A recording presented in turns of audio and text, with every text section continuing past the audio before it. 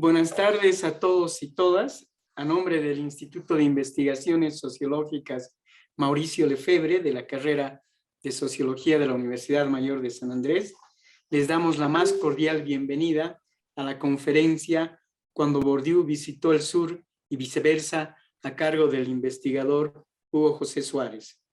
Esta actividad forma parte de una de las líneas de acción del Instituto de Investigaciones Sociológicas, en la que se busca contribuir al conocimiento sobre temas relevantes en el campo de las ciencias sociales y crear espacios de encuentro entre académicos, investigadores, docentes, estudiantes y el público interesado en estas problemáticas. Quiero agradecer la participación de Hugo José en esta, como en otras actividades que hemos venido desarrollando con él a lo largo ya de hace 2 años, en torno a temas vinculados a la sociología de la religión, la sociología urbana, la sociología visual. También hemos contado con el aporte de Hugo José en la revista Temas Sociales, entre otras iniciativas del IDIS. Por supuesto, tenemos la expectativa de continuar trabajando en futuros proyectos. La conferencia de Hugo José se va a desarrollar por aproximadamente 1 hora.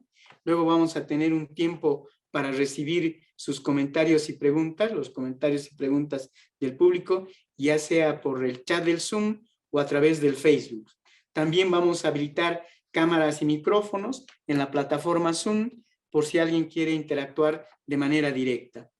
Hugo José es investigador titular del Instituto de Investigaciones Sociales de la UNAM, doctor en Sociología por la Universidad Católica de Lovaina, director de la revista Cultura y Representaciones Sociales y autor de numerosos libros, entre los que destacan El desencanto, 14 años del gobierno de Evo Morales, publicado recientemente el 2020, La paz en el torbellino del progreso, Todo cambia, reflexiones sobre el proceso de cambio en Bolivia, Hacer sociología sin darse cuenta. También Hugo José ha impartido cursos de grado y posgrado en varias universidades en América Latina y Europa. Sus líneas de investigación son la sociología de la religión y de la cultura, prácticas religiosas en México y también el ámbito de la sociología visual. Bien, dicho esto, yo voy a ceder la palabra a Hugo José para que empiece con su conferencia sobre cuando Bourdieu visitó el sur y viceversa. Adelante, Hugo José. Muchísimas gracias, Raúl.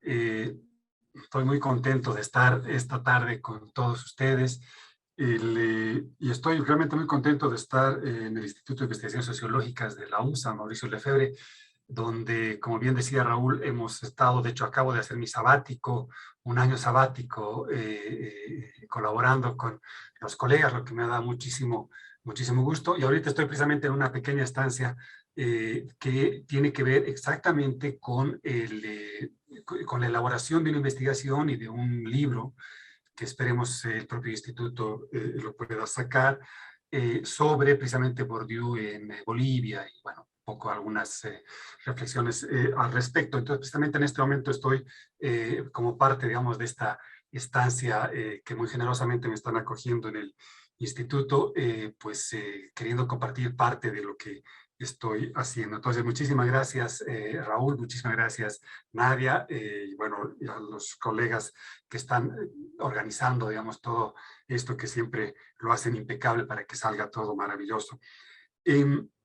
Yo voy a contarles, en realidad el título es un poquito un blef, porque en realidad Bourdieu nunca vino al sur. Y fíjense que la única vez que yo encontré el dato de que Bourdieu llegó por América Latina fue cuando estaba en una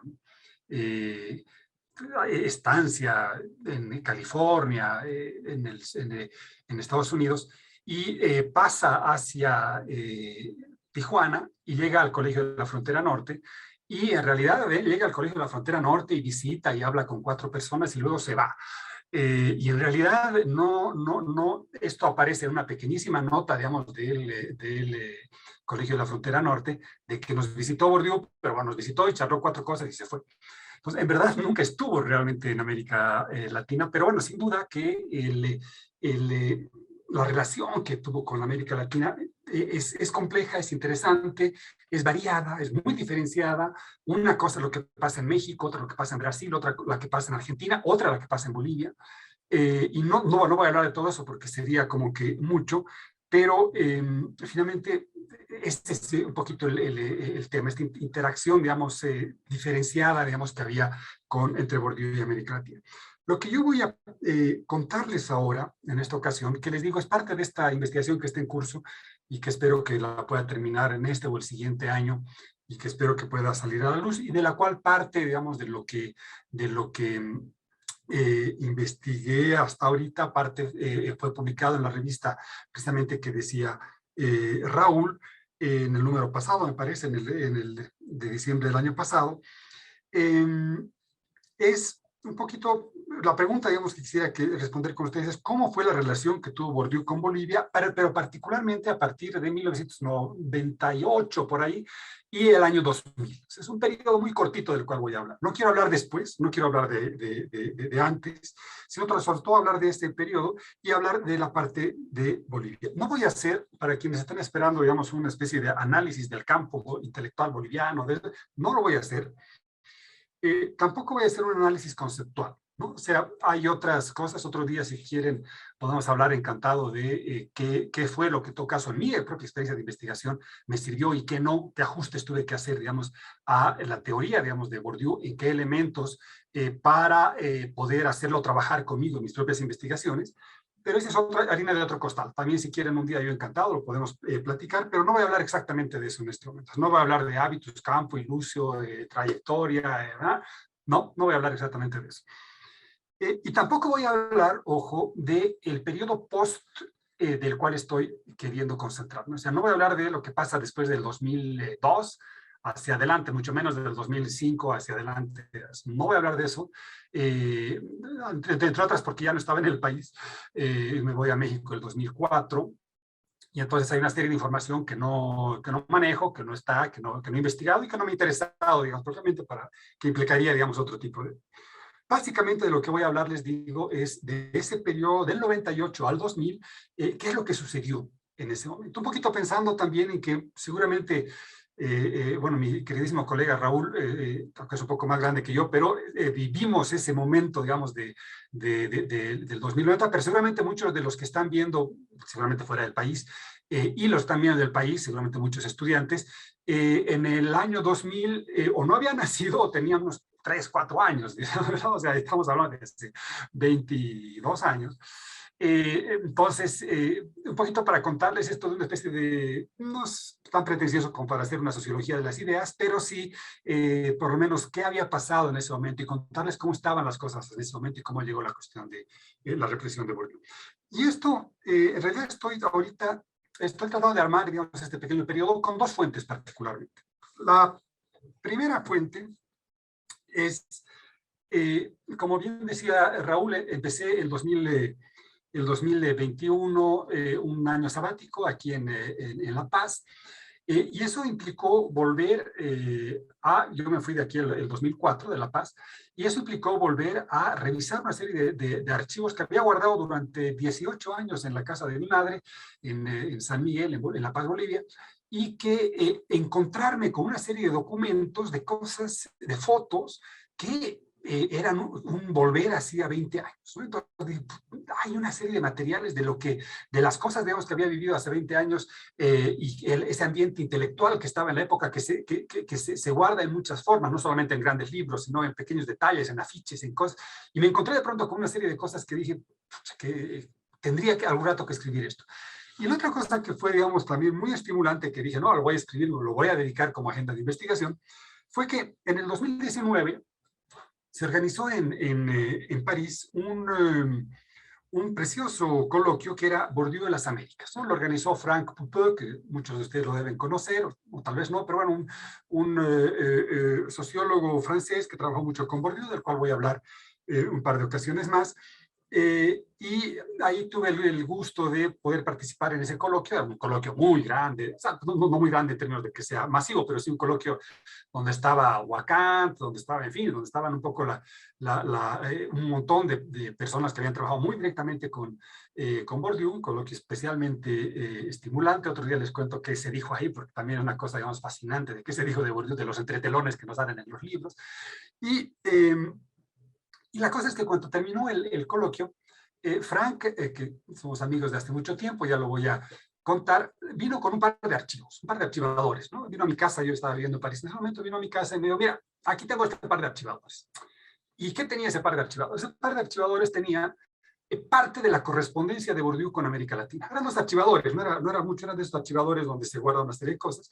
Y yo quedé fascinado porque, digamos, primero era, digamos, uno que, aunque soy sociólogo de la religión, soy también muy dado a guardar cosas y fetichizarlas, pero era el archivo que había tenido Bourdieu con una parte de la relación con América Latina. Y entonces, en ese archivo empezaba a ver cosas que eran muy estimulantes, muy interesantes, ¿no? Por ejemplo, me encontraba las cartas de invitación que había tenido Bourdieu de algunos países. Una carta de una investigadora brasilera, por ejemplo, que le escribe diciendo, mire, yo tengo muchos problemas aquí, ¿cómo está? Y a ver usted con quién me recomienda que haga. Una carta muy tierna, muy sincera, muy linda, en fin. Una carta más institucional de los paraguayos que le dicen, oye, fíjese que queremos hacer una conferencia con la embajada y no sé qué, una cosa muy formal. O una carta muy curiosa, digamos, del Partido de Acción Nacional, que es el partido de la derecha, sí, de la derecha mexicana, donde lo invitaban a un coloquio para que hable media hora sobre un tema que ellos decidían y en el cual, en ese coloquio, digamos, iba a haber varios intelectuales, entre otros iba a estar Castells, iba a estar no sé quién. Entonces, una cosa así que lo pensaron, digamos, desde un partido político, queriendo meter a Bourdieu en una lógica, digamos, muy particular. Por supuesto que no fue a ese evento, pero me encontraba así con cosas, digamos, muy diversas. Y entre otras cosas me encontré con una serie de cosas que me conmovieron mucho, que fueron las cartas y la correspondencia que yo mismo había tenido con Bourdieu en esa época. Algunas cartas las había perdido, otras no, si las guardaba, pero la correspondencia que yo había tenido, que les voy a contar ahorita de cómo se inició todo eso. Entonces, cuando vi todo eso, cuando vi y estaba en La Paz buscando los archivos ahí, desarmando los archivos de la biblioteca de mi madre, dije, me voy a dar el tiempo para escribir esto. Y encima había una razón más de la cual no voy a profundizar, pero a 20 años de todo eso me pregunto si valió la pena hacer todo eso y qué devino, digamos, todo esto. Cuando vamos a ver los nombres tan rimbombantes que ahora son y que en ese momento eran nombres de otra naturaleza, uno dice, bueno, ¿valió la pena hacer todo ese esfuerzo? ¿A dónde llevó? Tengo mis dudas, pero en todo caso, en ese clima de desencanto en el cual estoy, de cierta nostalgia y de espíritu autocrítico de qué es lo que hicimos y cómo nos fue tan mal, dónde le erramos, es que dije, ¿por qué no hacer en este momento un libro donde revise qué había sucedido en ese tiempo y revise algunas cuestiones más conceptuales? Entonces, eso es lo que estoy trabajando, el libro que voy a compartir parte con. Les cuento la historia. Yo llegué de La Paz, salí en 1996 a Lovaina a hacer un doctorado, a la Universidad Católica de Lovaina. En ese momento, la Universidad Católica de Lovaina, una buena universidad belga, estaba, por supuesto, en una sociología, digamos, muy sólida, por supuesto, muy dinámica, en la cual uno de los principios, digamos, fundamentales eran de que la sociología no debe hacer política, digamos, no había que cruzar la frontera, en fin, una sociología poco despolitizada, digamos, una sociología más científica, digamos, más metida en. Y era un poco lo que primaba por todo lado, ¿no? Y sin embargo, había un par de cuestiones que eran un poquito disonantes en cierto sentido, que era precisamente la presencia de Bourdieu. ¿Qué pasaba con Bourdieu en ese momento en la sociología francófona, digamos? Por un lado, evidentemente era el sociólogo, digamos, dominante, es un sociólogo que había tenido el éxito, digamos, que todo sociólogo francés espera, que es llegar al Colegio de Francia y tener toda la legitimidad y todos los capitales simbólicos que debe tener el sociólogo de la época, digamos, de referencia en Francia. Y es el momento en el que ya había tenido, obviamente, los libros estos más clásicos, ¿no? La distinción, la nobleza de Estado, en fin, todo lo que había sucedido ya era, por supuesto, el sociólogo que había sistematizado, digamos, cómo iba a ir la referencia de la sociología francesa en ese momento, aunque, por supuesto, en una diversidad grande, porque, ojo, que me lo dijeron varias veces varios colegas, en Francia no hay un papa de la sociología, entonces, bueno, hay varios, y hay varias cosas, está perfecto. Y sin embargo, bueno, era un gran sociólogo, digamos, hiper reconocido, al cual leíamos mucho, pero a la vez era un momento en el cual el clima intelectual y político también se estaba moviendo mucho en Francia. En el 95 habían habido una serie de movilizaciones, ¿no?, en contra del plan Juppé, se llama el plan, un plan bastante neoliberal, si quieren, de los... del gobierno francés de ese momento, que había dividido a los intelectuales y los académicos en dos grupos, unos que apoyaban un poco más el plan Juppé y otros que estaban en una posición muy crítica del plan Juppé. Entre los críticos estaba, por supuesto, Bourdieu, y hubo una serie de manifestaciones públicas en las cuales salía Bourdieu al estilo como lo había hecho Sartre, digamos, en las décadas pasadas, pero salía Bourdieu a las calles y se lo veía en participaciones y en lugares y en micrófono y con pronunciamientos públicos, y varias personas también que se pronunciaban, digamos, en todo eso. Entonces había a la par, digamos, de esa especie de sociología despolitizada, convivía con una intervención muy directa de Bourdieu en el ámbito político. Hay que destacar, no voy a meter en eso porque nos llevaría a otro lado, tomaría mucho tiempo, pero que la participación de Bourdieu en política tiene distintas dimensiones durante mucho tiempo, ¿no? Una es una participación más directa, digamos, en algunos momentos, y hay un libro ahí muy bonito que se llama Intervención, especialmente, que relata, digamos, todo eso desde los 60, digamos, hasta el final.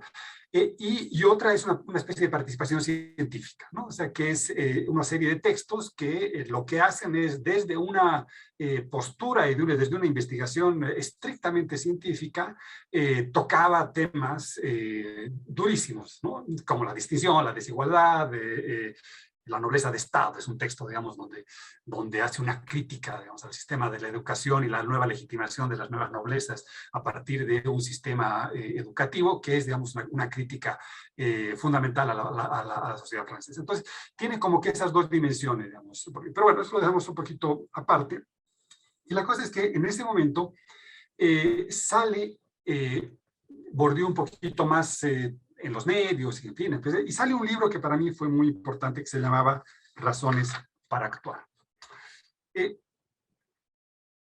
No, se llamaba Contrafuegos. Había fundado en ese momento el grupo y las cosas que se llamaban Razones para actuar, y sale el libro Contrafuegos. Yo en ese momento, como todo estudiante de sociología latinoamericana, había leído los textos que todo sociólogo pues tiene que leer, ¿no? O sea, el oficio del sociólogo, como me gusta la fotografía, había leído la cuestión de la fotografía, no había leído respuestas todavía, digamos, algunos otros textos por ahí había picoteado, pero básicamente, digamos, como sociólogo de licenciatura había leído este texto y algunos otros, digamos, que habían girado por ahí. Y en ese momento, justo además, como mi tutor de tesis era muy burdiano, estaba estudiando partes, digamos, ya un poquito más clavado, digamos, en la parte más teórica, digamos, de Bourdieu, en razones prácticas, en el sentido práctico, en fin, la cuestión del hábitus y todo esto ya leyendo un poquito más sistemáticamente. Pero en cuanto sale, recuerdo una tarde de esas que era 1998, entro a la librería y veo el libro Contrafuegos. El libro Contrafuegos lamentablemente no lo tengo aquí, lo tengo en México, pero luego se los muestro cuando cuando hay la ocasión. Un librito chiquitito, verde, que costaba, no recuerdo, en ese momento era de 130 páginas, pero un libro muy barato que estaba precisamente dedicado a que la gente lo pueda comprar sin gastar mucho, ¿no? O sea, era un texto que estaba hecho, más la calidad era medio terrible, o sea, uno abría el texto y seguían saliendo las hojas, o sea, no era así un libro, era un libro muy barato, pero que precisamente uno lo podía ir leyendo en el metro, lo podía ir leyendo en el bus, era un libro que estaba destinado a un sector muy amplio. Yo compro el libro después de haber leído el sentido práctico, después de haber leído bueno, partes de la distinción, haber leído, por supuesto, el oficio del sociólogo, esos grandes libros, digamos, no solo bonitos, sino que densos, que hay que leerlos en una biblioteca, tomando notas, leer varias veces los párrafos, porque nunca es fácil. Y leo ese libro y digo, no puede ser, algo está fallando. Me abrió una serie de luces que dije, no puede ser, o sea, que Bourdieu, el gran Bourdieu, ¿no? el mega autor, ¿no? Está escribiendo esto, una cosa, digamos, muy fácil de leer, de codificar, de comprar, y de una manera de intervención tan política que hice lo más atrevido que he hecho en mi carrera, que fue escribirle una carta. ¿Se pueden imaginar lo que era yo en ese momento, un estudiante de sociología latinoamericano ahí, y escribiéndole una carta a Bourdieu? Mis amigos se reían y decían, es como si quisiera salir a bailar con Shakira, ¿no? Y Shakira te diga, no, pues sí, bueno, vamos a bailar. Y tanto así que les voy a leer la carta que le escribí a Bourdieu en ese momento, porque me da ternura, me doy ternura a mí mismo de cómo es que me atreví a escribir esa carta a Bourdieu. Se las voy a leer tal cual, nomás para que vean el espíritu de época que fue ese momento. Le dije, era junio, 2 de junio, fíjense, estamos a unos días, un par de semanas, del 98. Pierre Bourdieu, le escribí tal cual, Pierre Bourdieu. Me atrevo a escribirle con la sencillez de un simple doctorante latinoamericano en Europa que se dirige a uno de los grandes de la sociología. Pero hoy no quiero entablar una conversación. Quiero entablar una conversación no solo con el autor del oficio del sociólogo o la distinción, o los varios textos que leí en mis años de estudiante en la licenciatura en México. Hoy me dirijo al intelectual colectivo, aquel que no solo elabora teoría desde su oficina como profesor, sino al que también se compromete, reflexiona, siente, vive desde la realidad social que lo interpela todos los días. Por eso me atrevo a dirigirme a usted, como autor de Contrafuegos, como intelectual cercano a quienes intentamos estar vinculados con los movimientos sociales. Siempre pensé que el sociólogo no solo tenía la misión de la construcción teórica, sino a la vez el contacto y compromiso con la sociedad. En este sentido, pienso que la visión de intelectual colectivo, como un académico vinculado con su realidad y solidario con las víctimas del sistema, fue vivido, por ejemplo, por los sacerdotes jesuitas de El Salvador en Centroamérica, que fueron asesinados cabalmente por sostener esta posición en 1989. En sus textos he visto una nueva pista de reflexión y acción, que me parece muy importante vincularla también con América Latina, puesto que en el continente existen varios movimientos sociales y de intelectuales que están trabajando en esa dirección. Me gustaría colaborar, desde mis posibilidades, en la construcción de esta red transnacional de resistencia neoliberal, intentando integrar a la reflexión el caso de América Latina y particularmente de Bolivia, país de donde provengo. En diciembre de este año debo ir a hacer mi trabajo de campo. Le agradezco mucho la atención que he puesto a esta carta, pero sobre todo le agradezco por la posición político-intelectual que está dirigiendo desde el grupo Razones para Actuar, pues nos abre camino a todos aquellos que queremos hacer investigación y ponerla al servicio de los movimientos sociales. Un abrazo fraternal, Hugo José Suárez. Se pueden imaginar que esa carta, digamos, fue atrevida, osada, en el límite tierna, y en realidad no esperaba respuesta, digamos, porque no, pues, órale, esta es otra vez, Shakira no responde a uno de sus fans. Y la cosa es que poco después me llegó una carta de Bourdieu donde me decía, muchas gracias por su carta, me da mucho gusto, quisiera que establezcamos el contacto y que sigamos en esta dirección y tal. Realmente me impresionó muchísimo la carta, o sea, no podía creerla, la leía varias veces, la abría, pensaba que ese papel, ya les he dicho, soy muy fetichista, había estado en las manos de Bourdieu, en fin, era una cosa así como que muy loca. Y en ese momento me contacta precisamente con Frank Pupo. Pupo era en ese momento uno de sus asistentes que trabajaba allí en el Colegio de Francia y que justo, cuestiones del destino, estaba a punto de hacer un viaje a Bolivia porque era muy amigo de una bolivianista, Françoise Martínez, que tal vez muchos de ustedes la conozcan, una bolivianista que se dedica a la cuestión, historiadora, que se dedica a la cuestión de la educación y que estaba viviendo acá, y muy conocedora, por supuesto, del país, que además está casada con otro sociólogo que, bueno, no trabaja sobre Bolivia, pero que es un sociólogo muy destacado, Christophe Giraud, en Francia, que se dedica a la sociología de la familia también y tiene trabajos muy interesantes. Entonces, a partir de ese momento, establecimos un intercambio con Frank particularmente y empezamos a tirar la agenda y pensar a ver cómo es que podíamos hacer, por dónde podía ir, y justo él estaba viniendo para acá, entonces en ese momento recuerdo una hojita que le encontré en el archivo que les hago referencia, en el cual yo le dije, a ver, en cuanto vayas a Bolivia tienes que verte con tal persona, con tal persona, con tal otra, con tal otra. Le puse una agendita de 6 personas y les escribí, particularmente mis principales amigos en ese momento eran Raquel Gutiérrez y Álvaro García, que venían de salir de la prisión y que, bueno, yo los había conocido cuando estaban presos y que en ese momento pues teníamos una amistad muy fluida y les dije, los tienes que visitar y bueno, tienes que hablar y bueno, intercambiamos varias. Ahí encontré una carta que Raquel me envió donde me contaba qué es lo que estaban queriendo hacer, por dónde iba la relación con los fabriles y la crítica al neoliberalismo, todo esto, digamos, muy, muy interesante. Y entonces lo vinculé a Frank con estos 2 amigos y con otros más. Y bueno, vino hizo una serie de conferencias y cosas y se vinculó directamente con Óscar Olivera en Cochabamba y con varios actores, en fin, fue una cuestión muy, muy interesante. Eh, lo, a lo que quiero ir, pero es que luego de ese primer intercambio, encuentro, en fin, y esa vinculación, empezamos a planear un poco colectivamente, precisamente con estos 2 amigos de este momento y con otros más, de qué es lo que podíamos hacer en Bolivia. Yo justo estaba por terminar el primer periodo de la estancia doctoral en Bélgica y estaba a punto de volver a Bolivia. Entonces lo que empezamos a hacer fue tratar de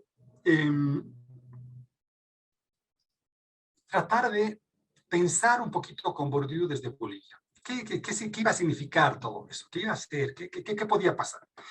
Entonces, lo que era, digamos, evidente, habían varias cosas evidentes, pero una de las cosas, digamos, evidentes era que lo que queríamos no era hacer un seminario sobre Bourdieu para ser muy sabios y saber mucho lo que quiere Bourdieu, sino era, en el fondo, disputar, era muy pretencioso lo que queríamos hacer, disputar el discurso público hegemónico neoliberal que en ese momento estaba completamente en boga, ¿no? Hay que recordar que estamos hablando entonces de finales de los 90, que era el momento, digamos, ahorita es casi pensable eso, porque estamos en una cosa en lo que es exactamente lo contrario, aunque con características muy similares, era un momento en el cual la hegemonía liberal estaba en su mejor momento, ¿sí? Y estaba acentuada, digamos, en 4 dimensiones. Por un lado, un programa de acción económica muy clara, digamos, que era fundamental, que estaba ahí presente, que era toda la política económica. Por otro lado, un programa de acción política, ¿no? Con todos los partidos alineados finalmente alrededor de eso. Por supuesto, un programa de control social que funcionaba muy bien y una especie de programa de meter subjetivamente siquiera una especie de cultura neoliberal por todos lados, ¿no? Que iba de la mano de un aparato mediático en el cual pensar, digamos, fuera de los parámetros del neoliberalismo era casi imposible. O sea, me acuerdo que las reflexiones de la época, ahorita realmente parece ciencia ficción, seguramente para algunas personas que no vivieron ese momento, pero pensar, cuando uno decía, no, es que mira, el neoliberalismo en realidad no me termina de convencer, decían, tú eres setentero, no sé qué, no tienes nada. Era una cosa como que, entonces era como un aparato que que había logrado implantar la lógica neoliberal en todos los frentes, ¿no? Y era el mejor momento del neoliberalismo, cuando más potente estaba, cuando era prácticamente irrebatible, era impresionante, ¿no? Entonces, fue en ese momento donde dijimos, ya cuando yo volví, ahí a finales del 98, pues vamos a atrevernos a a disputar un poquito esto. Y era una cosa tremendamente atrevida, porque estábamos unos intelectuales muy jóvenes primero, ¿no? De que yo estaba recién volviendo, tenía en ese momento 28 años, estaba volviendo de Bélgica, en fin, estaban estos amigos y colegas de entonces, Raquel Gutiérrez, Álvaro García, que venían de salir de la prisión, entonces no tenían tampoco nadie, no eran lo que después se convirtieron. Otras personas muy jóvenes y muy entusiastas que estaban también con muchas ganas de hacer cosas, pero éramos en realidad un pequeñísimo grupo marginal que nos intentábamos enfrentar a un aparato, digamos, demasiado estructurado y al cual era muy difícil discutirlo porque tenía todas las de ganar. El caso es que hay tres pequeños ejemplos que les voy a contar de cuán naturalizado estaba, digamos, el discurso. Y vuelvo a esto, insisto, porque ahorita parece, en realidad, lo que está naturalizado es otra cosa, digamos, ¿no? Y también se utilizan los mecanismos para naturalizar otro tipo de ideas, pero y ahorita uno mira, el neoliberalismo, lo mira con una cuestión más crítica, digamos, con mucha facilidad, pero bueno, en ese momento sí era una cuestión muy difícil. Hay tres pequeñísimos ejemplos que les voy a contar. Uno era, había una publicidad, por ejemplo, nomás para que vean lo naturalizado que estaba, digamos, la lógica del neoliberalismo. Había una publicidad que estaba en la Plaza del Estudiante, fíjense, en la Plaza del Estudiante, una cuadra de la UNSA, que era de una universidad privada, que había una ventana y en la ventana había una persona que estaba, una ventana muy elegante, de esos edificios elegantes, y una persona que estaba limpiando por afuera los vidrios, ¿no? Y la publicidad decía algo como, ¿de qué lado de la ventana quiere que estén sus hijos? ¿No? Y era evidentemente o estar lavando vidrios o estar adentro, que era la lógica ejecutiva, ¿no? del ejecutivo, de la persona de corbata, en fin. Entonces, era muy impresionante porque era un clasismo brutal, digamos, puesto ahí y además asegurando que la perspectiva, digamos, del estudio en esta universidad privada iba a permitir que la persona esté del otro lado y no de este lado de la ventana. Entonces, una cosa muy fuerte. A la vez hubo un artículo que fue famoso, digamos, incluso yo escribí algo, respondí a eso, que era un artículo que se llamaba Clases de Economía para Evo Morales. No el Evo de ahora, que es otra historia, ¿no? Sino el Evo de ese momento, y era un artículo, digamos, brutal, porque justo había llegado McDonald's y no sé qué a Bolivia en ese momento, y era un artículo donde se decía, entre comillas, con todas sus letras, le querían enseñar al Nobel político boliviano, entre comillas, una serie de cosas, porque de economía no entendía nada, en fin, una cosa digamos, muy brutal la que había en ese momento. Estamos hablando de finales del 90, porque digamos ahorita si pensamos es otra baraja. Pero bueno, fíjese, digamos, cuán fuerte estaba metido eso en los medios, esas eran las ideas que circulaban. Y finalmente hubo una discusión que yo sostuve con Carlos Mesa, con el Carlos Mesa de ese momento, porque ahorita también es otra cosa, ¿no? Como los actores se han volteado, es impresionante. Las ideas y las formas, en fin. Pero en ese momento recuerdo un artículo que se publicó un texto de Bourdieu en el periódico, nosotros impulsamos, por supuesto, y Mesa hizo un artículo crítico donde lo llamaba los peligrosos nostálgicos del 68, que no dan respuestas sensatas a lo que está pasando en Bolivia, y no sé qué, que era un artículo. Entonces ahí yo hice un debate con él, donde decía, no, espérame tantito, como que nostálgicos del 68, no tiene nada que ver, digamos, con los nostálgicos del 68, el tema del neoliberalismo es una cosa que va por aquí por allá, ¿quién es? Esa era, digamos, una de las críticas principales, y qué es una respuesta sensata, digamos, finalmente respuesta sensata es lo que el esquema neoliberal del sentido común está diciendo como lo que se puede, lo posible, el universo de lo posible, el horizonte de lo posible, lo está marcando, digamos, este aparato, y en realidad lo que Bourdieu está haciendo es poner otro tipo de cosas ahí adentro. Entonces, en ese contexto, ya a finales del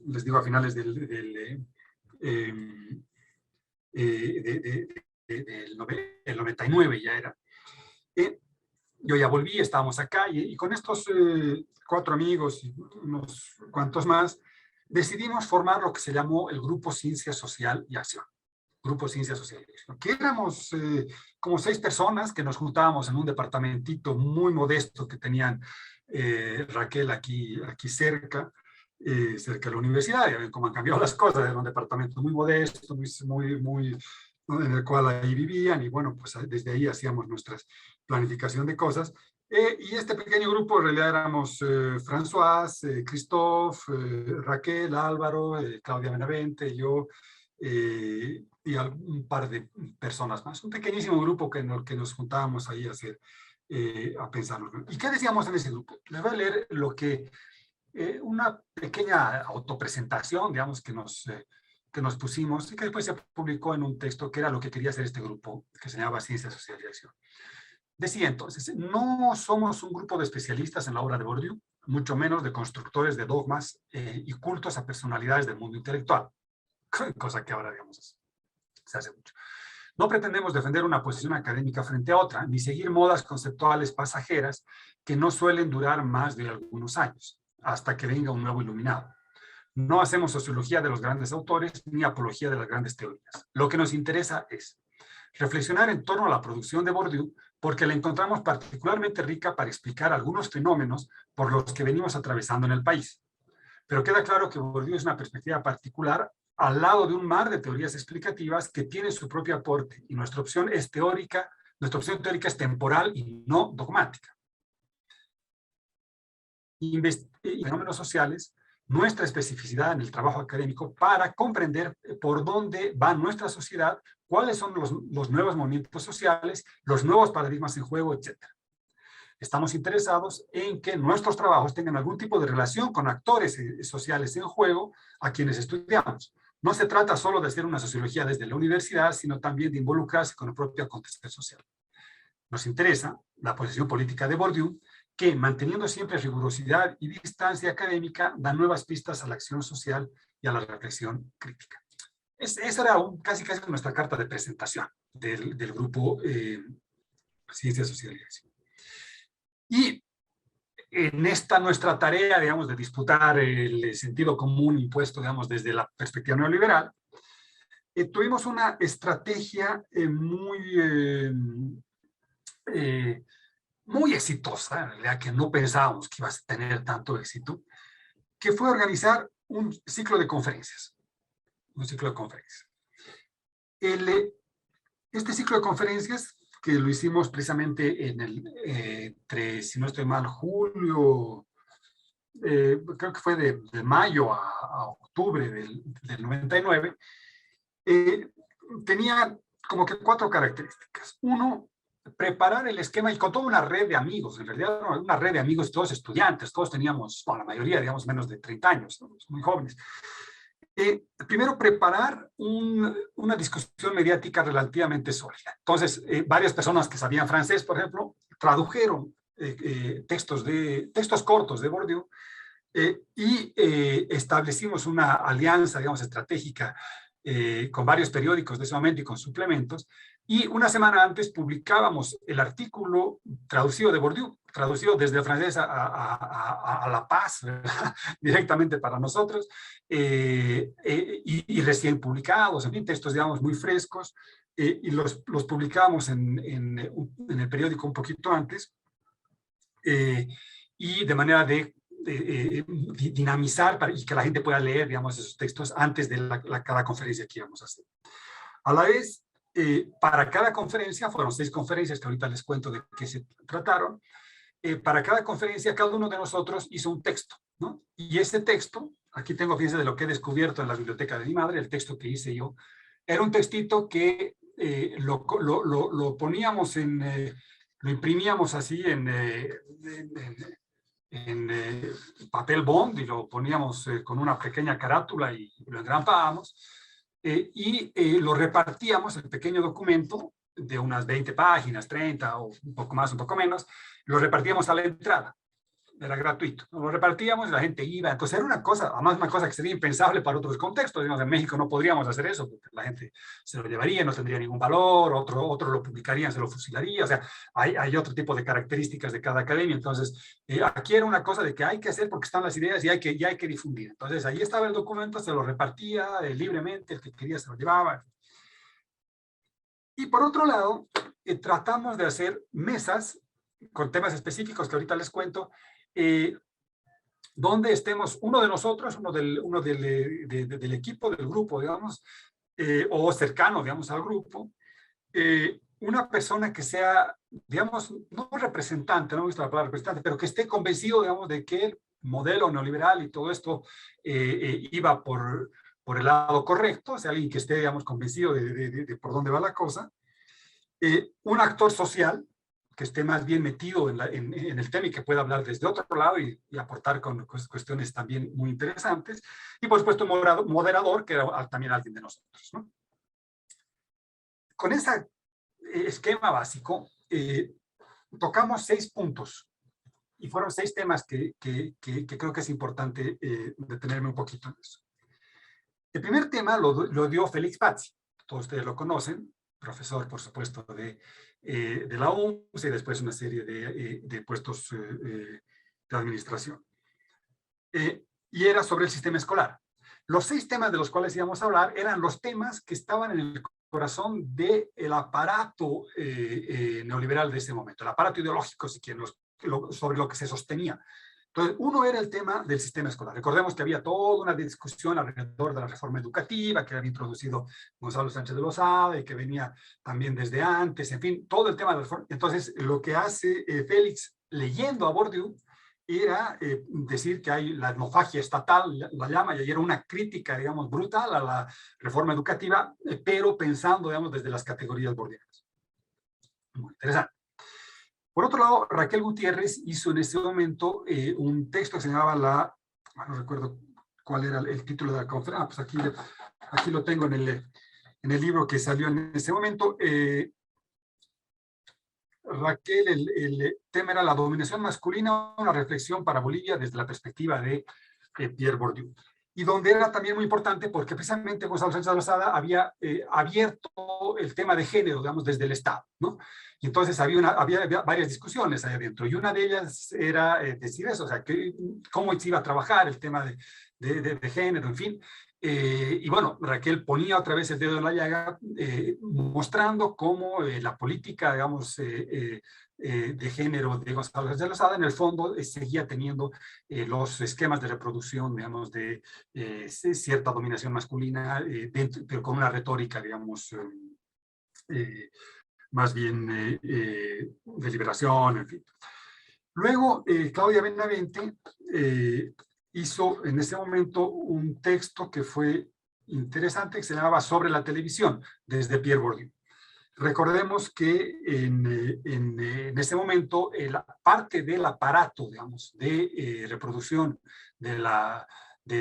o de consolidación, digamos, del sentido común neoliberal, reposaba en los medios de comunicación, particularmente en la televisión, ¿no?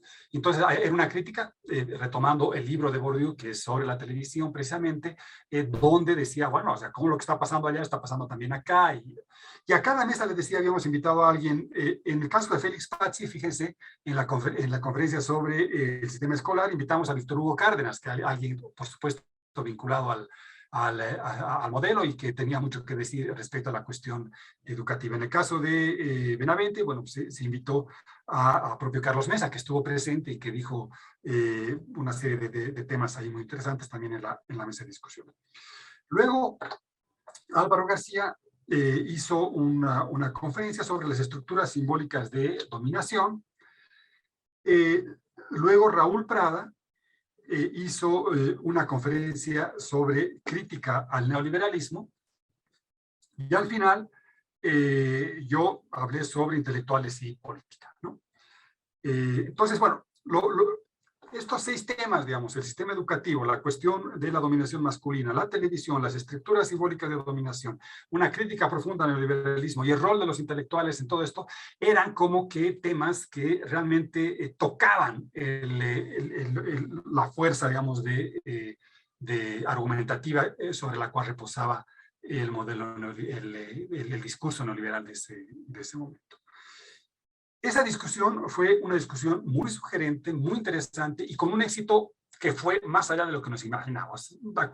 Recuerden que estos nombres que les he dado no son los nombres que ahora ya conocemos, sino éramos pequeños jóvenes que recién estábamos haciendo alguna cuestión dentro del espacio público y que en realidad nadie nos tiraba pelota, era una cosa realmente muy marginal.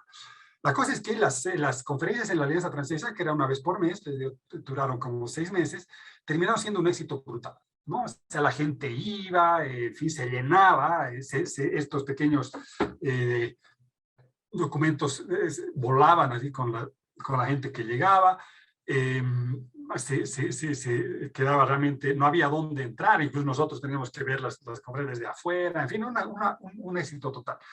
Y logramos instalar, curioso, un contradiscurso que en el fondo se convirtió en un contradiscurso muy potente en ese momento, ¿no? ¿Qué nos dejó concretamente ese pequeño periodo? Nos dejó materialmente, para los sociólogos que nos gustan los libros, 3 documentos que fueron, a mi entender, una referencia que hasta ahorita uno los puede revisar. Uno es el que ya vengo de hacer referencia, que es Bourdieu leído desde el sur, que fue un libro que lo coordinamos colectivamente, las 6 personas que habíamos participado, y que recogía básicamente los documentos que presentábamos esa noche, pero ahora en un libro, ¿no? Y fue muy interesante porque gracias a Dios pudimos sacarlo. Lamentablemente perdimos la discusión, porque como teníamos 1000 cosas, estaba solamente el documento, pero nadie pudo hacer un resumen. Hubiera sido muy rico tener un resumen de qué fue lo que se discutió, qué hubo, qué no, qué se dijo, en fin, y no sé si se haya grabado eso, probablemente no, pero bueno, en todo caso fue una cosa que ahí quedó, por lo menos las conferencias.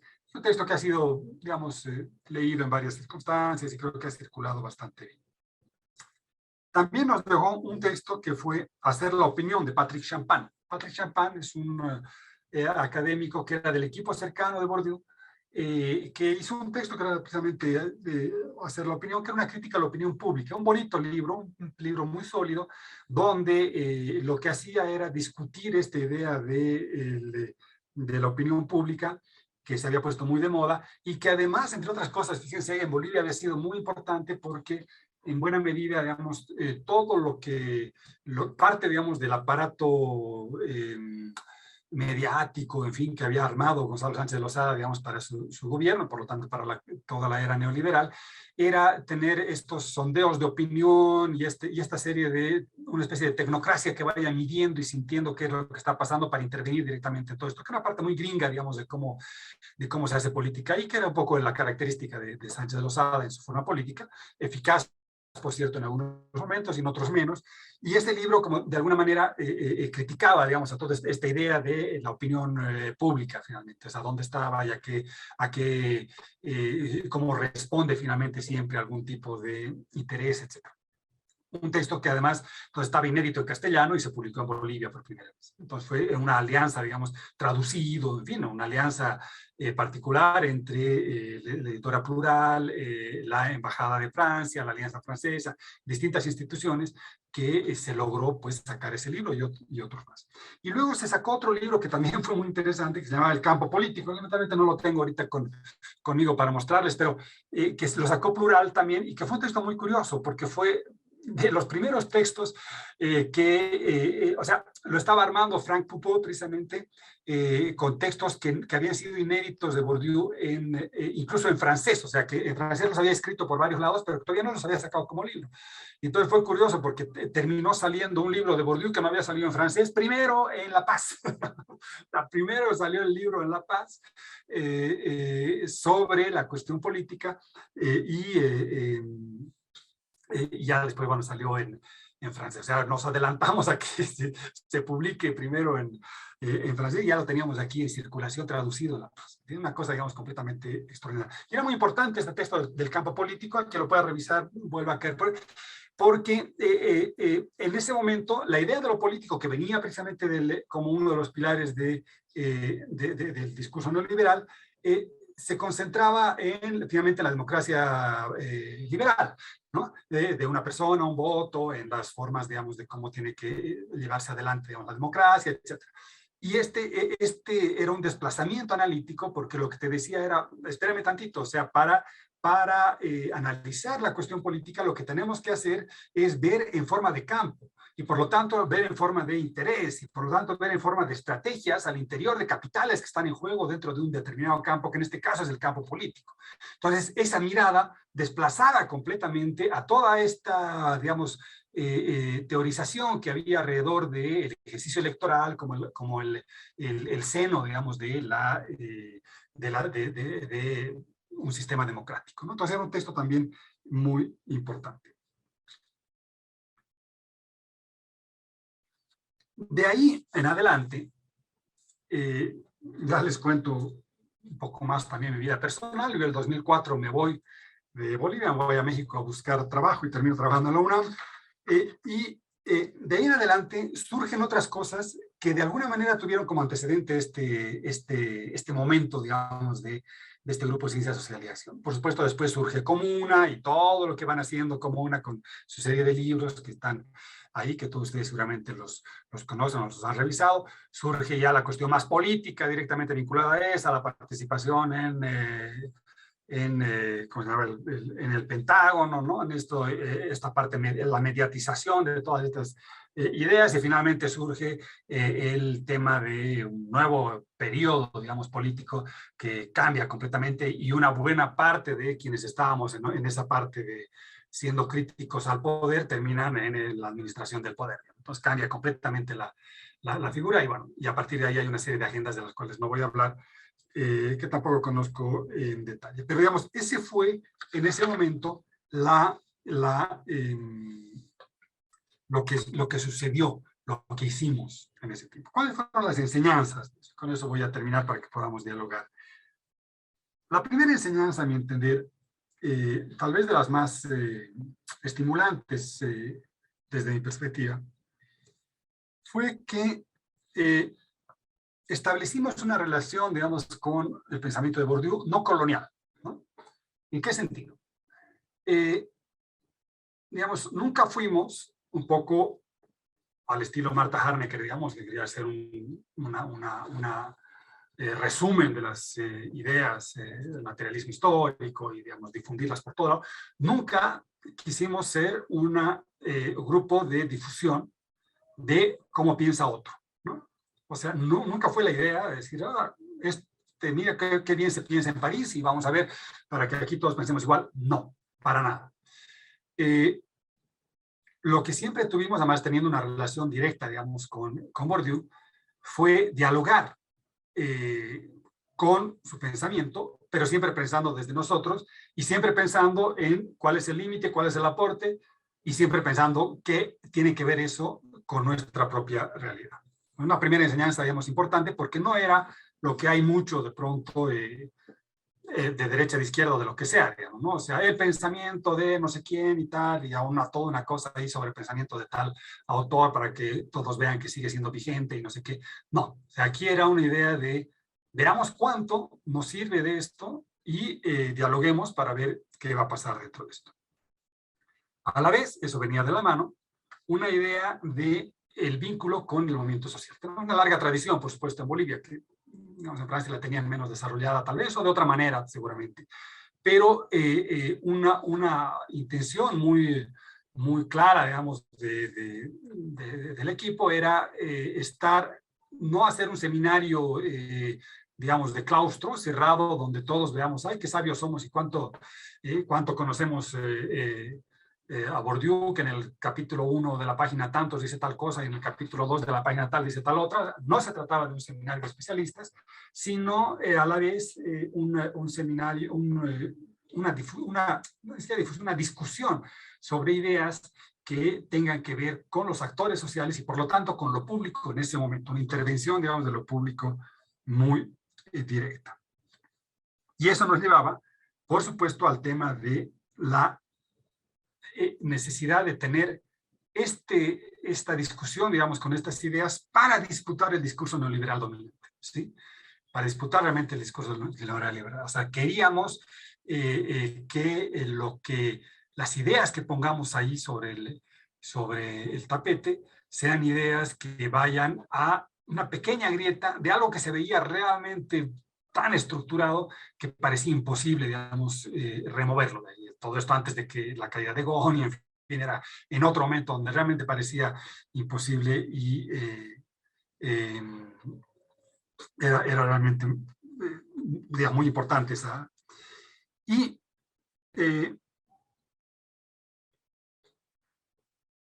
finalmente, una cosa que era, digamos, especialmente interesante, y eso en realidad lo vi después comparando con México, con Argentina y con Brasil, era que lo que nosotros estábamos haciendo era, mientras que el Bourdieu científico, digamos, había llegado a México como un gran Bourdieu científico, ¿no? O sea, el Bourdieu de la epistemología, en fin, de los temas fuertes y tal, y con grandes autores como Gilberto Jiménez, García Canclini, varios que hicieron importantísimas discusiones con el propio Bourdieu, o como había llegado, digamos, a la Argentina con una agenda de investigación súper importante, con Alicia Gutiérrez, que hizo toda una agenda, hasta ahorita, digamos, tiene varios libros sobre los temas que Bourdieu trabajó, y con una serie de textos que son muy sugerentes, muy interesantes.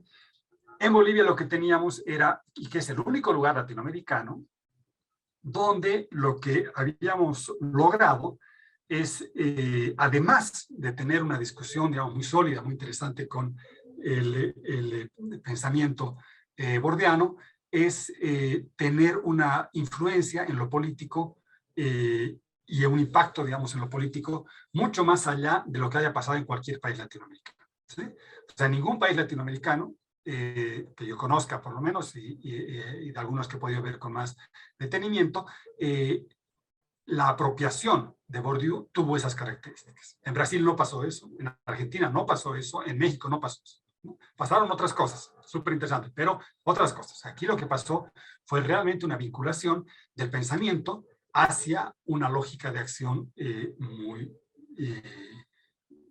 de mucha influencia y especialmente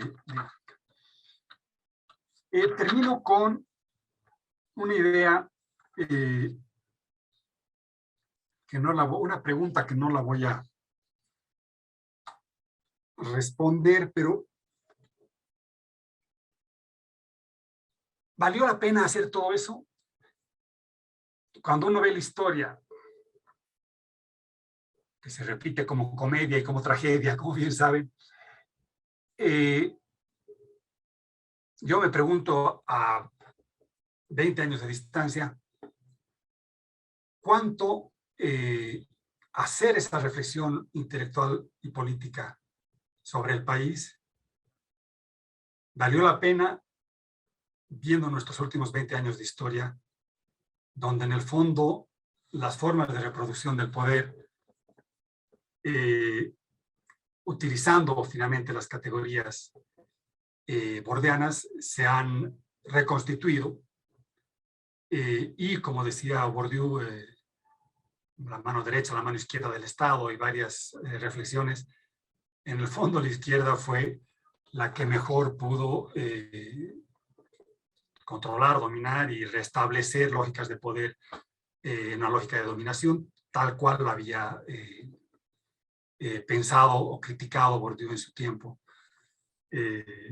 olvidando, digamos, esa frase tan importante de Bourdieu que era: no hay democracia posible sin contrapoder crítico, que precisamente quedó completamente en el olvido.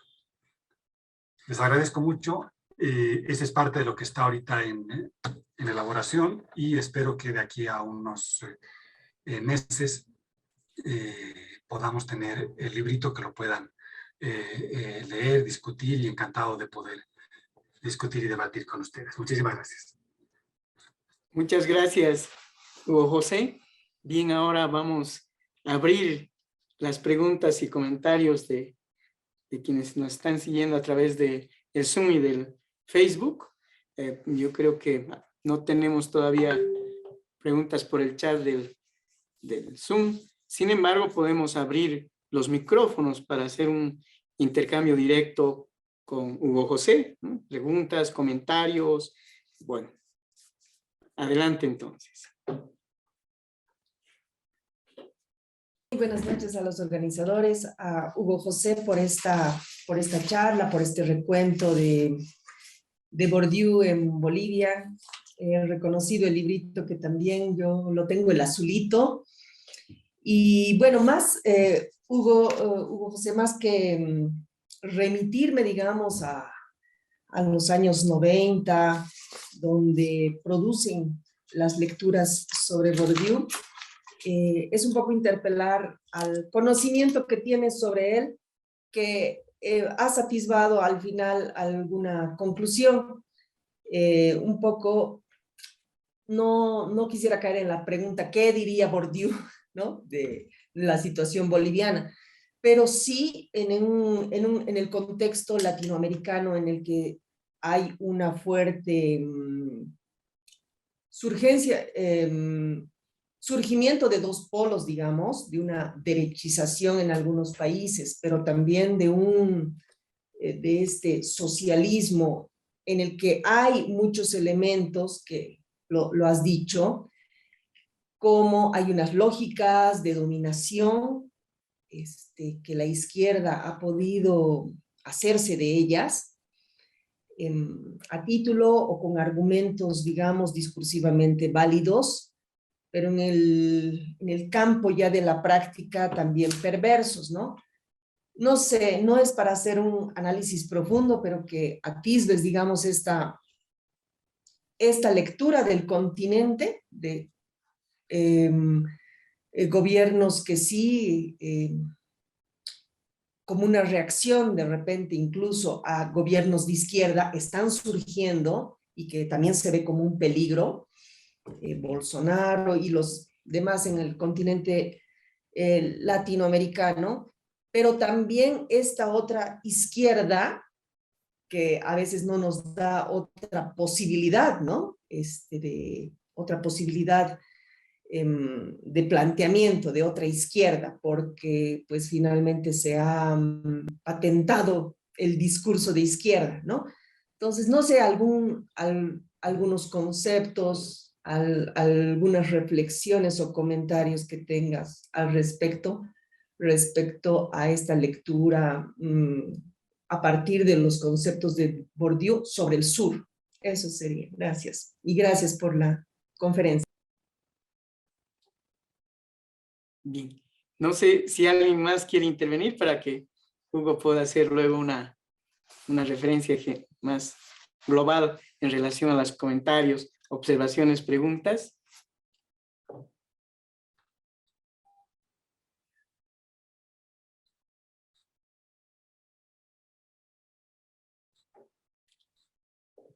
Aquí tenemos una en el chat de Arturo Villanueva que nos dice: Hugo José ha destacado que la reflexión y debate sobre Bourdieu, más que tener una cualidad teórica y conceptual, tuvo una incidencia práctica concreta en la realidad nacional. Sería muy interesante si pudiera señalar ejemplos concretos de esa incidencia. De Arturo, creo que está en Cochabamba, Arturo.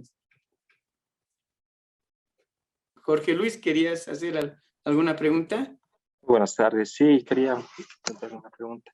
Antes de que nada, agradecerle, ¿no? por esta conferencia. Creo que ha sido muy ilustrativa esta perspectiva de estos flujos de pensamiento, de la forma en que se han interactuado entre norte y sur. Mi pregunta un poco va dirigida a esta influencia. ¿En qué medida tal vez es recíproca o en qué forma se ha podido modificar, o si nuestro conferencista tal vez ha percibido la forma en que ha habido una apropiación por parte de Bourdieu de las problemáticas del sur, no solamente por Argelia o por los estudios que ha tenido él sobre las periferias, ¿no? Sino por este momento concreto en el que él ha podido participar, tal vez ha podido recuperar un impacto o una trascendencia de las problemáticas latinoamericanas o de las cosas que estaban atravesando aquí, que han influenciado el pensamiento de Bourdieu. Bueno, esta sería mi pregunta. Bien. Hubo una pregunta más que nos ha llegado por medio del chat, de Federico Villalta. Dice: si le dieran a elegir volver al pasado, ¿volvería a utilizar las categorías de Bourdieu? Bien, con esas 4 preguntas empezaremos este intercambio. Adelante, Hugo José.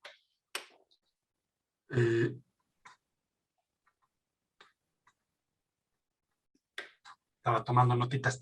A ver, sí, son muchas cosas y solamente a ver para ir discutiendo. A mí se me hace, digamos, hay todo esto que dice Gabriela es súper interesante. Lo primero es ver cómo los actores han cambiado, ¿no? Y ahí, si hacemos una simple sociología de las trayectorias y ponemos 2 actores, digamos, fundamentales de ese momento, para decirlo de una manera, para poner nombres, Álvaro García Linera y Carlos Mesa. Mientras que en ese momento uno era militante del neoliberalismo desde lo intelectual y el otro era crítico del neoliberalismo y crítico del poder, 20 años más tarde estamos exactamente al revés, ¿no? Uno es el que administra el poder y el que marca una nueva agenda intelectual desde una perspectiva muy particular, puedo estar de acuerdo o no, y otro es el que critica al poder desde una reivindicación de lógicas democráticas y desde una crítica de la democracia, digamos, mermada, controlada desde, en este caso, el poderoso, digamos, que sería quien antes lo criticaba. Entonces es interesante porque tenemos en 20 años un enroque, ¿no? Un enroque de lugares donde ha pasado exactamente un enroque tal cual, o sea, ahora uno está en una posición y el otro está en la otra posición, y bueno, es yo siento que a ratos cuando las categorías de sociológicas se convierten en el mundo político, terminan siendo caricaturas que son caricaturas que pierden toda su sustancia o peor, a veces se convierten en metáforas o cuestiones, digamos, ya que están en boca de todos, ¿no? A mí me impresionó, por ejemplo, cuando para justificar la construcción del Palacio del Pueblo y la gran construcción, se movilizaba la teoría de Bourdieu, ¿no? Se citaba a Bourdieu y decía, no, es que las formas estéticas de dominación, no sé qué. O sea, uno decía, cálmate, cálmate, cálmate. O sea, no vale tampoco movilizar, digamos, las categorías para justificar cualquier cosa, digamos, ¿no? Entonces, claro, de pronto tenías una cosa que era impresionante, cómo en realidad se utilizaba, digamos, a Bourdieu y sus categorías para justificar cosas que uno decía, pues, ay, oye, pues, ¿qué onda? ¿A qué punto hemos llegado? ¿No? Yo creo que hay 2 cosas que son importantes en esta dirección de, no que diría Bourdieu, pero cuál es cuál ha sido la relación de Bourdieu que ha tenido frente a, es uno, yo creo que el gran problema, digamos, que sucedió después fue que la sociología se convirtió en el poder, ¿sí? Y cuando la sociología se convierte en el poder, deja de ser sociología. Aunque se diga o se maquille o se presente como una lógica, digamos, muy sociológica, la sociología que está del poder de hacer sociología se convierte en discurso de Estado y en discurso de dominación. Punto. Ahora, digamos, y eso es exactamente lo que pasó. O sea, todo esto que fue un movimiento, digamos, tan importante, tan interesante, con una frescura en las ideas, digamos, donde realmente las ideas rebotaban con mucha fuerza, en el momento en el que llegan al Palacio, se convierten pues en otro tipo de cosas y dejan de ser sociológicas. ¿Por qué? Porque, y ahí digamos es la enseñanza principal de Bourdieu, primero la sociología no se puede instrumentalizar, o sea, deja de ser sociología. En el momento en el que instrumentalizas la sociología, termina de ser una sociología, digamos, crítica y se convierte en una herramienta más del poder. Una sociología que no está en contra de las lógicas de dominación del poder, no para necesariamente estar en contra en sentido moral o ético, sino para explicarlas y mostrar cuáles son las formas como el poder se está reproduciendo, y más bien una sociología que oculta datos y que dice, resalta solamente determinadas cosas y después las manda desde un gran aparato de comunicación nuevo, en fin, termina siendo una cosa que ya deja de ser sociología y se convierte en una ideología de Estado. Y eso es exactamente lo que yo creo que ha sucedido. Entonces, mi pregunta es, mi respuesta, digamos, sería, mi reflexión más bien sería, a mí Bourdieu me sigue sirviendo en esos términos precisamente para ver cómo detrás de los discursos bonitos o que se llenan mucho de frases muy a la izquierda, muy no sé qué, en el fondo están buscando una forma de control y de dominación, ¿no?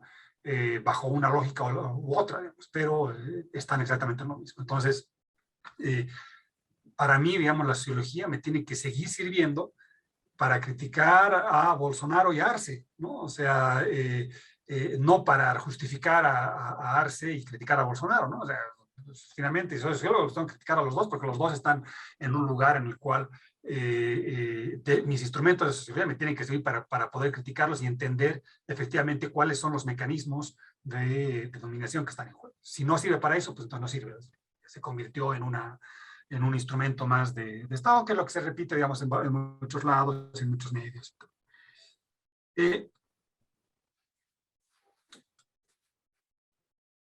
Un poquito de los ejemplos de la incidencia, no me metería mucho porque en realidad no conozco tanto, pero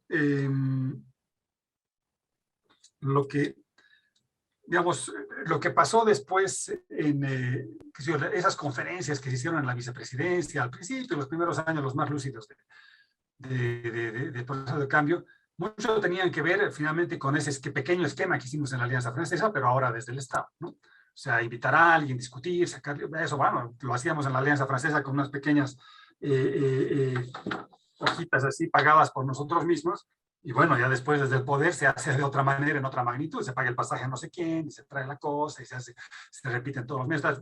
Como que ahí hubo como una especie de primer globo de ensayo, digamos, que después se convirtió en una agenda que terminó siendo la que impuso nuevas categorías de pensamiento contra las cuales después hubo que también discutirlas, criticarlas y demás, ¿no? Y bueno, y hay seguramente, pero eso mis colegas deben saber mucho más, varias agendas de varios colegas y de tesis y de varios libros, artículos, investigaciones que trabajaron, digamos, con estas categorías en distintos lugares, en fin, y que son ahí pues, deben ser muy interesantes, hay trabajos, en fin, hay varias cosas, ¿no? Digamos, sobre las categorías con las que yo me quedo, hay como que varias cosas que a mí me siguen gustando. Ahorita, digamos, no ¿cómo diría? He recorrido por muchos más autores y ahorita cada vez tengo menos gurús y cada vez a todos los autores los leo con distancia y con satisfacción, pero sobre todo no los pongo en ningún pedestal, como lo hacía, digamos, en otros momentos, pero hay dos cosas que a mí me gustan o tres cosas que me gustan de Bourdieu. Uno, me gusta esto que decía, esta visión siempre desconfiada del poder y de la política, ¿no? O sea, ese desconfiar de la política de manera, ahora en la que se nos obliga siempre esta idea de que o estás de un lado o estás en contra de ese lado, tienes que pensar de tal manera, o si no eres un facho o eres un no sé qué, o sea, esa lógica de que te quieren imponer un lugar, digamos.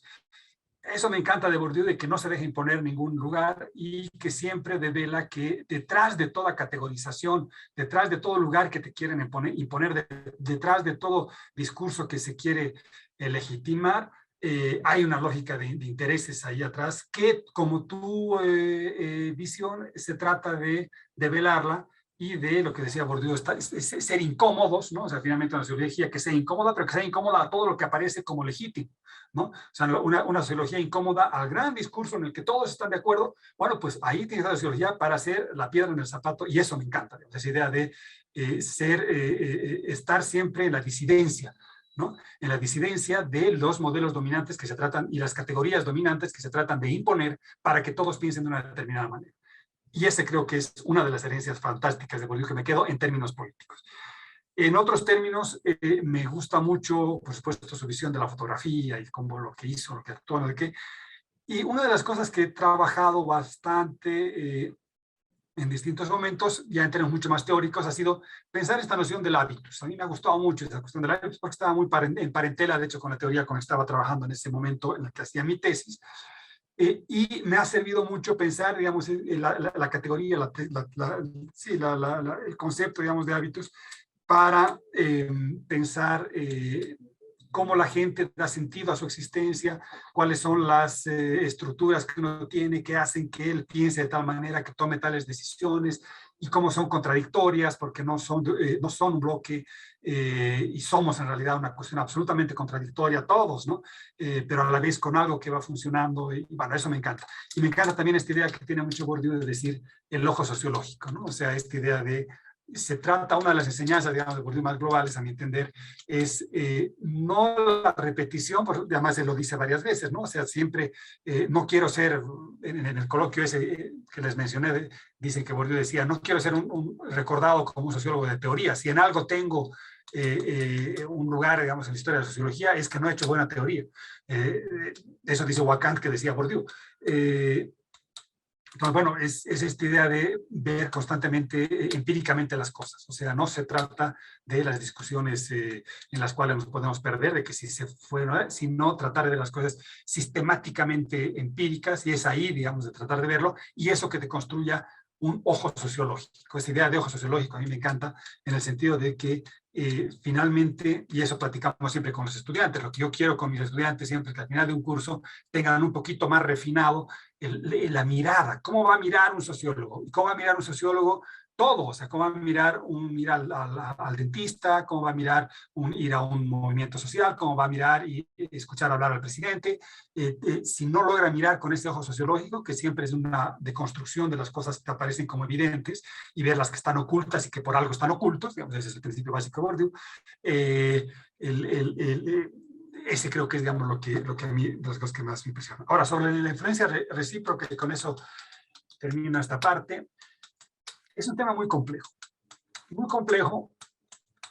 que incluso se podría hacer una crítica muy, se podría hacer una crítica a Bourdieu, desde ahora siempre es fácil hacer crítica cuando no está, en el siguiente sentido. Yo siento que Bourdieu, por un lado, tiene ese primer contacto, por supuesto, con Argelia y con toda la parte, y hace toda una cuestión de lo colonial, digamos, en Argelia. Trabajo que lo recupera ahora uno de los, ¿cómo se llama? Uno de los investigadores, un puertorriqueño, no, dominicano creo que es, que ahorita no recuerdo su nombre, que trabaja precisamente sobre el otro autor árabe, argelino, que trabajó con Bourdieu durante mucho tiempo, y él hace todo un trabajo, digamos, de precisamente cómo Argelia marca en la vida de Bourdieu y cómo el diálogo que tiene, digamos, con el joven Bourdieu tiene un diálogo muy fructífero con la Argelia colonial, ¿no? Y en el momento de liberación y de toda esta discusión, digamos, muy importante. Y de hecho, uno no entiende los textos posteriores de Bourdieu, o sea, uno no entiende la distinción si no lee lo que vio en Argelia, ¿no? Uno no entiende su teoría y de hecho, si se fijan, digamos, en sus textos más sólidos, siempre está la referencia a Argelia, a las cuestiones que él observó en ese momento, en fin, siempre vuelven, digamos, a su... Entonces, incluso en las cosas más políticas, cuando escribe La miseria del mundo, 99, si no estoy mal, dice...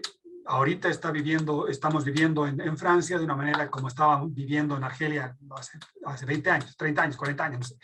Entonces, hay toda una discusión, digamos, ahí con ese mundo de sus primeros años de la realidad argelina que influyen directamente en el pensamiento de Bourdieu y que sin esos años no hubiera sido el mismo Bourdieu. Pero,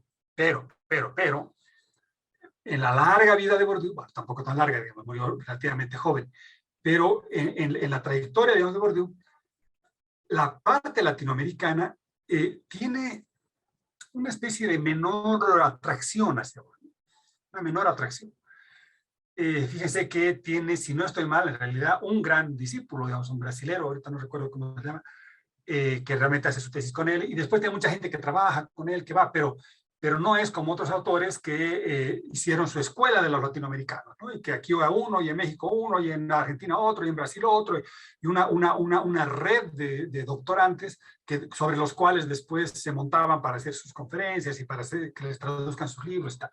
No, porque no tiene tanto y en el fondo no tiene casi un diálogo con América Latina en ese sentido, ¿no? Pues ahí hay también un tema que se podría ver críticamente. Que habría que verlo tal vez con más calma, tal vez esté siendo relativamente injusto, pero en todo caso, parte de la discusión que salió en ese coloquio que les cuento del 2019 en París, fue precisamente una discusión entre Wakant y Serge Milesi, creo que apellida, ahorita no recuerdo el nombre, lo puedo buscar, que es este brasilero que trabajó con Bourdieu. Y bueno, en el fondo, la discusión era que casi el interés de discusión internacional de Bourdieu era Francia, por supuesto, yo y Francia, un autor absolutamente francés, digamos, no estaba muy preocupado en investigar cuestiones de otros países, salvo Argelia, que fue, digamos, otro momento de su vida, todo lo demás es alrededor de Francia, y el diálogo con Estados Unidos, ¿no? Y Wakant contaba finalmente cómo fue el gran interés que tenía Bourdieu, y a la vez miedo y seducción, ¿no?, por establecer un diálogo con la academia gringa, ¿no? Y por eso va para allá, los viajes que hace, no viajaba mucho, pero los viajes que hace son viajes allá, ahí dialoga con unos, tiene ciertas inquietudes, otras no, acepta unas cosas, otras no, en fin, hay toda una discusión, hay una tensión, pero en realidad habría que discutir cuánto realmente hubo una influencia recíproca. Por supuesto, es difícil encontrar un autor latinoamericano en las obras de Bourdieu, y parte, digamos, del interés de diálogo estaba con la Academia Norteamericana, ¿no? Entonces, podríamos discutir eso, podría reflexionar tal vez con más detalle, pero no estoy seguro de que haya estado tan en la lógica esta de sur global o este tipo de dinámicas entre académicos que hay que tratan de cruzar las cosas de distintos lados. No estoy tan seguro de que ese haya sido su mayor interés, sino más bien una legitimación y discusión con la Academia Norteamericana, que puede ser muy comprensible si quieren desde el lugar en el que estaba. Pero bueno, es lo que es, ¿no? Gracias, Hugo José. Vamos a iniciar un segundo bloque de preguntas, de comentarios. Voy a iniciar con una pregunta que llega a través del chat de Sergio Lorenzo Sandoval, que pregunta lo siguiente. ¿Considera que, sin embargo, hoy en México se podría movilizar a Bourdieu, sobre todo sobre la TV, un sentido político ante la crisis de la televisión tradicional y la emergencia del periodismo libre? Es la pregunta de Sergio Lorenzo. Bien, no sé si hay alguien más que quiere intervenir directamente.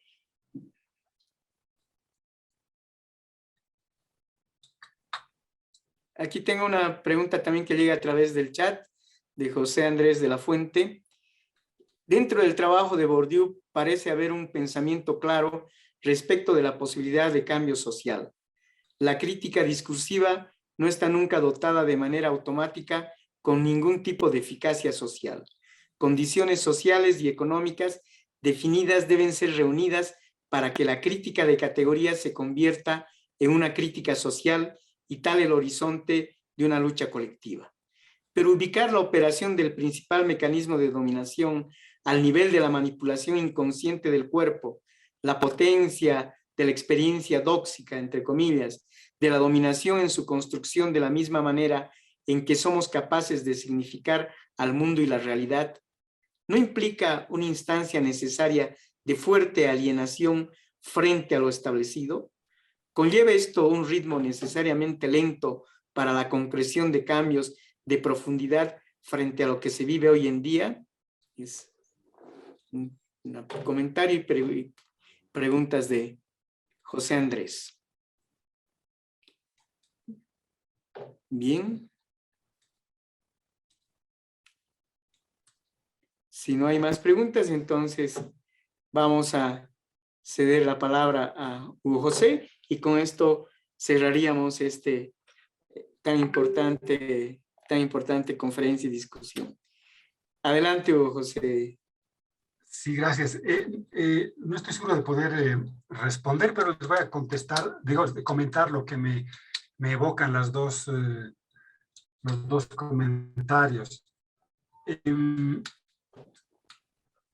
Lo primero es, sí, digamos, yo creo que sobre la televisión es un texto muy útil, muy interesante, y a la vez muy circunscrito a la experiencia de la televisión francesa de la época, ¿no?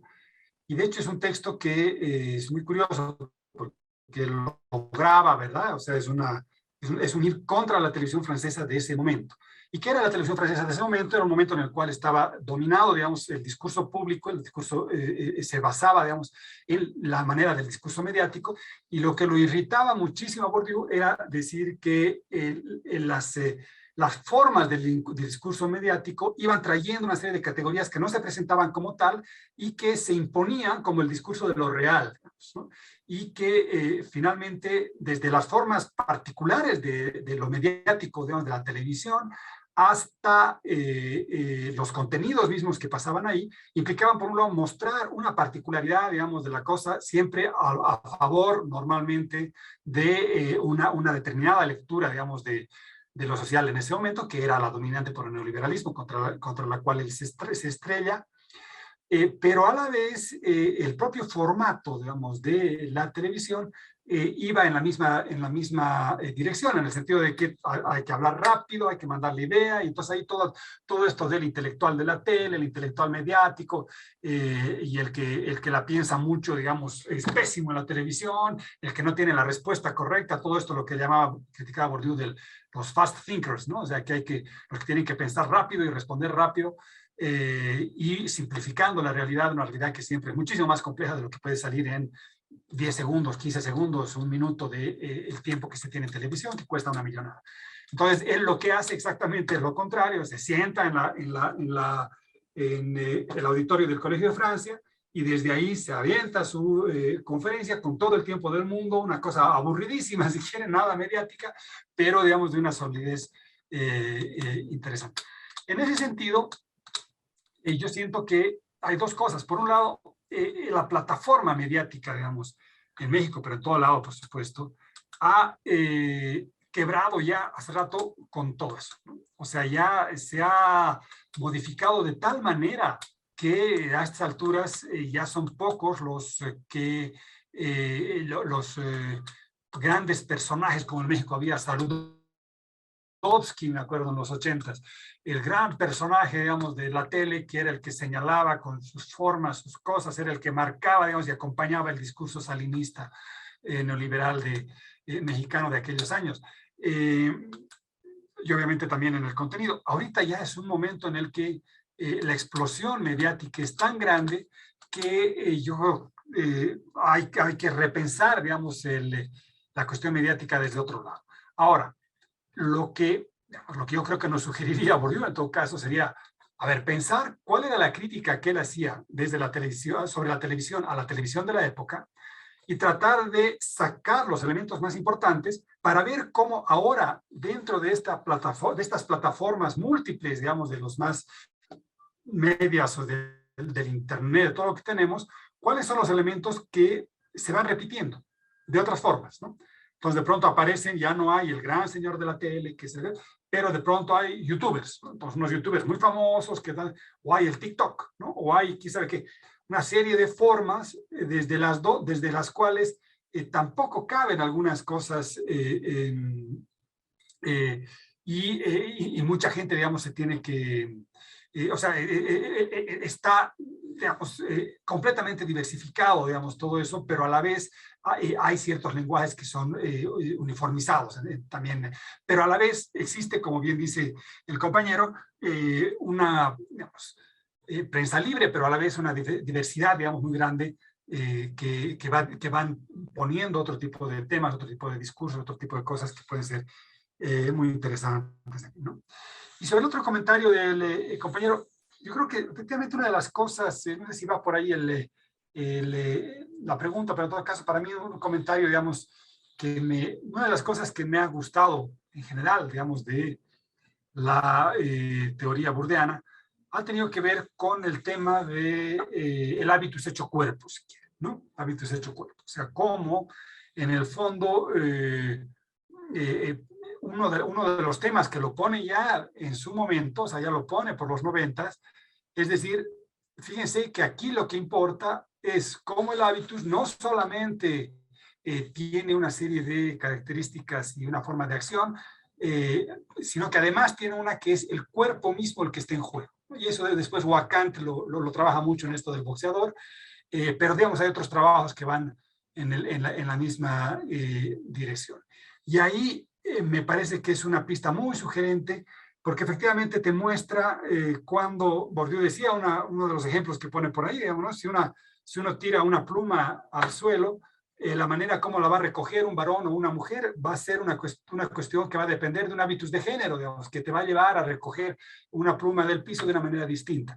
Y eso es una entrada analítica que a mí me parece muy sugerente, porque no muchos sociólogos lo han hecho. A veces uno se concentra más en otras cosas, los grandes actores sociales, los movimientos, en fin, el poder, muchas... pero concentrarse, digamos, en cuestiones, en gestos que pueden parecer muy sutiles, pero que en el fondo están en el corazón de la propia sociología o de una forma de hacer sociología, a mí me parece muy estimulante. O sea, mirar los gestos, por ejemplo, ¿no? Mirar los gestos.